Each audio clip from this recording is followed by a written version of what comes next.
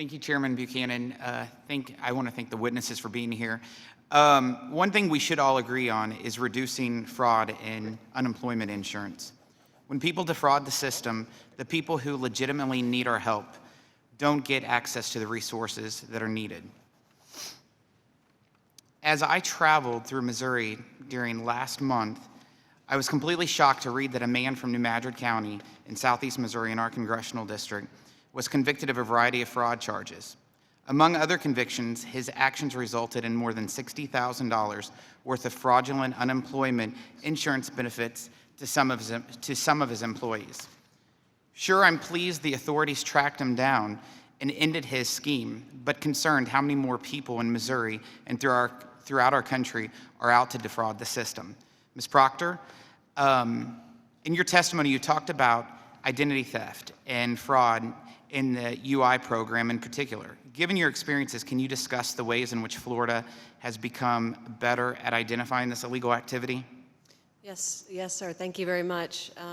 So what we found was that there was, back in 2014, something else going on in the system. It wasn't just the traditional one-off where somebody may say that they're eligible for benefits and then we find out later that they're not.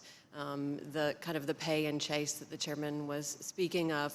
What we found is that people were stealing identities from, you name it. I mean, you hear about information being stolen from all types of systems all over the world, and then being sold. And they were using those fake identities to come into the system and get benefits. And they can do that in Florida. They can do that all across the country. For instance, someone could come in and say they are me. They could come in and say they're Sissy Proctor and that they have lost their job through no fault of their own. And they probably know more about my more information about myself than I do. You can buy the IP address, for instance, that I may may use to go on my online banking system. They can buy anything they want. And so we found that was very prevalent in our system, and we built an in-house system to fight the fraud. And so we have we call it our FIRE system, that on the front end looks for patterns to see if the person who is coming in, for instance, and saying they're Sissy Proctor, is not. For example, you may be able to file a claim in a very, very short period of time that a person would not be able to do it in. Or there's a lot of other examples that we use to find this fraudulent activity, and then we keep it out of our system so that they're not given more information or access to the money or access to the system.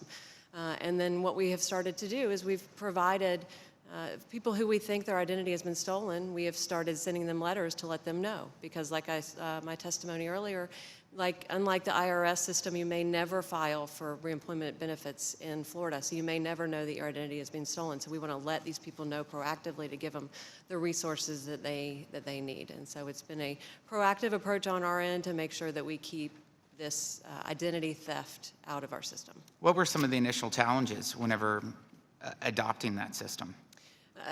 We built it ourselves, and so it was the creation of a system in-house that looked at identity theft in a different way. It wasn't looking at just blocking anybody from getting into the system, but we had to make sure that we were only blocking the folks that weren't real.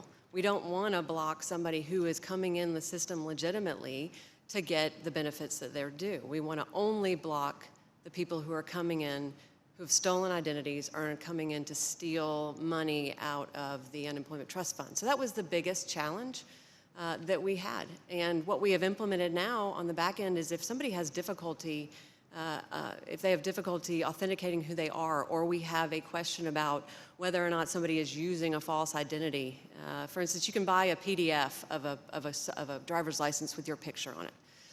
And if someone was using something that we questioned, we now have an in-person verification option for people. We'll call them in and they'll come into one of our career centers. So not only can they authenticate who they are, but then they also can get the help that they need to get reemployed in Florida.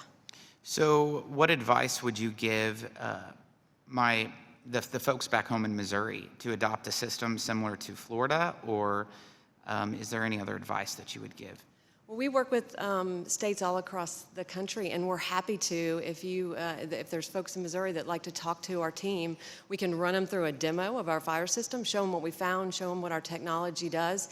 And we've also, for other states, we have actually run some claims through our system to show them what levels of fraud they may or may not have in their system. Thank you, Mr. Chairman. Thank you, Mr. Smith. Mr. Dole. Thank you, Mr. Chairman.